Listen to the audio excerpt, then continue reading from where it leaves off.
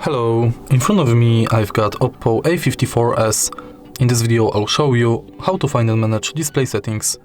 In the beginning, let's go to settings and go to display and brightness. As you can see right here, we've got all settings for our display. Let's start with the top of the list, where we can change between light and dark mode.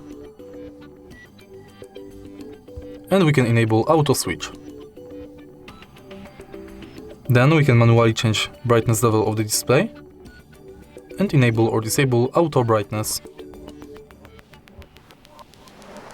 Next we can enable or disable eye comfort mode, auto rotate screen, change auto screen off between 15 seconds and 30 minutes, change screen color temperature between warm, cold or default, adjust font and display size,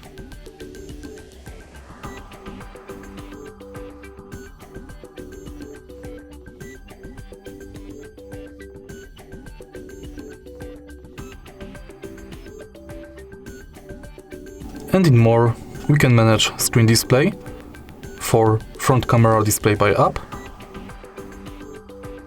and full screen display by app. And that's it. If you find this video helpful, please leave like, comment and subscribe.